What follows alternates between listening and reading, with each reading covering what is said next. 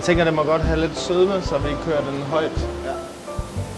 Jeg startede som hjemmebrygger i kollektiv ude på Frederiksberg, hvor jeg startede med at brygge med en god ven nede i vaskekælderen. Og så blev jeg jo fanget af det her med at brygge øl, og synes, det var rigtig spændende. Ølbrygning er jo sådan meget simpel proces, sådan set, men du har utallige muligheder for at sammensætte vand, malt, humle og gær. Men der er jo utallige af kombinationer bare med de 4 ting.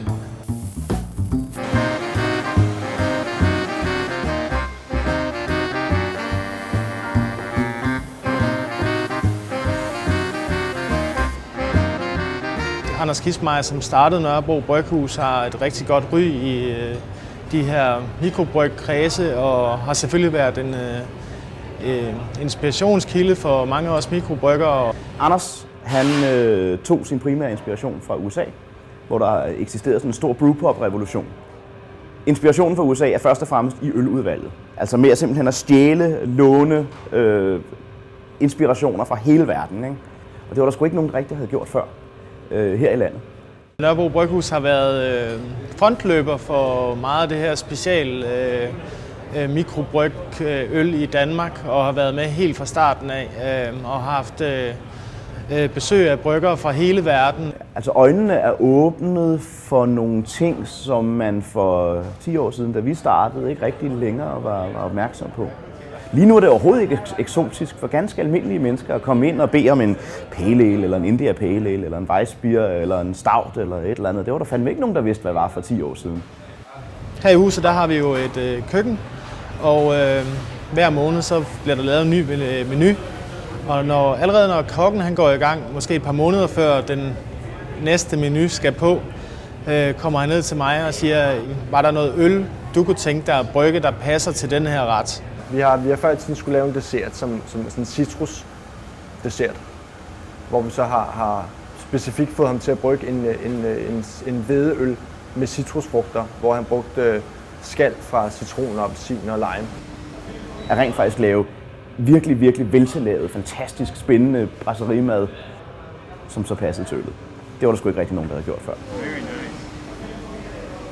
Bryggeren, han er også meget nysgerrig og kreativ og altid frisk på en udfordring. Og hvis jeg har en idé, han måske kan følge lidt til dør, så fungerer det meget godt.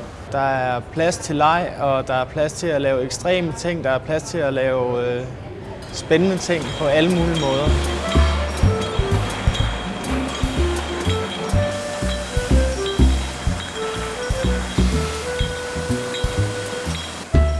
Da Nørrebro startede, så var det her det eneste sted, vi bryggede øl. Men efter et par år fandt vi jo hurtigt ud af, at vi slet ikke kunne følge med. Så vi havde brug for et sted, hvor der var plads, hvor kvadratmeterprisen var lidt lavere. Og det fandt vi jo så 20 km uden for byen. Det ligger sådan ude på Hedehusen-egnen. Det er et bryggeri, som... Altså det er virkelig, virkelig småt. Altså det er virkelig et lille bryggeri, sådan i den store sammenhæng. Det er 3 gange så stort som det her, men der er tappelinje, altså flaskeaftapningslinje, dostagetapper og større gæringskapacitet, som jo altid er hørt ude.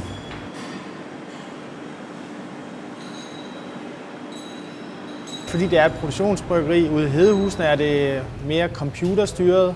Også for at være sikker på at have den 100% samme udfald af øl, når det kommer ud i handelen. Ikke fordi jeg ikke kan lave den samme opskrift herinde, men det er lidt mere hands-on herinde. Folk kan rigtig godt lide, når jeg brygger øl. Jeg er jo altid i gang, når folk kommer ind og spiser frokost, og de synes, det er rigtig hyggeligt, at når man går og arbejder på anlægget, og de kan lugte og se råvarerne komme ind og ud af anlægget.